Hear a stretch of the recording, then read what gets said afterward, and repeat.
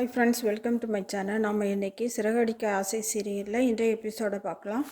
மனோஜோட புது வீட்டில் உண்மையான ஓனர் வந்து எல்லாரும் இங்கேருந்து வெளியில் போங்க அப்படின்னு சொல்லி துரத்துறாரு. எத்தனை நாளாக இங்கே இருக்கீங்க அப்படின்னு சொல்லிட்டு அவர் கேட்க, 2 நாளாக இங்கே இருக்கோன்னு சொல்லிட்டு சொல்கிறாங்க. யாரும் இங்கே இருக்கக்கூடாது, போங்க போங்கன்னு சொல்லிட்டு சொல்கிறாரு. ஆக்சுவலாக முத்தோட அப்பா நேற்று இளநீர் வாங்கி குடித்தாரு. அந்த இளநீர் விற்கிறவர் தான் சார் உங்கள் வீட்டில் புதுசாக ஆளுங்க இருக்காங்கன்னு சொல்ல உண்மையான ஹவுஸ் ஓனர் வீட்டுக்கு வந்து செக் பண்ண வந்திருக்காரு. நாங்கள் 30 லட்சம் கொடுத்துருக்கோம் சார் அப்படின்னு மனசு சொல்ல, அதுக்கு என்ன பண்ண, எங்கிட்டயா கொடுத்தீங்க?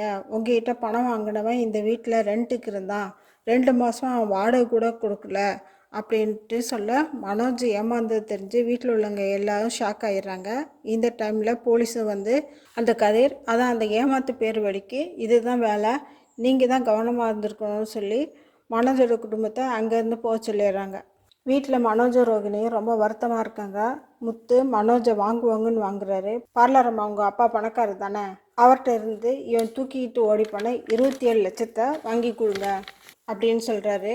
விஜயாவுக்கும் மனோஜுக்கும் அட இது நல்லா இருக்கே அப்படிங்கிற மாதிரி ஒருத்தர் பார்த்துக்கிறாங்க. ஆனால் ரோஹிணி தான் அப்படியே ஷாக் ஆகி போயிடுறாங்க.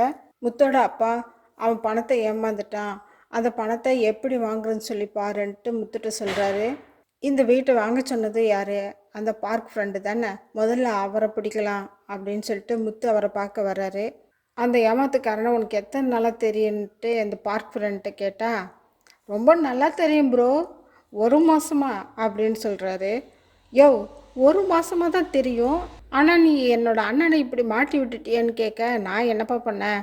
5 கோடி ரூபாய் வீடு 3 கோடிக்கு வருதுன்னு சொன்ன உடனே அப்படியே டைனோசர் மாதிரி பாஞ்சிட்டான், நான் என்னப்பா பண்ணேன்னு அப்பாவே கேட்குறாரு அந்த பார்க் ஃப்ரெண்ட்.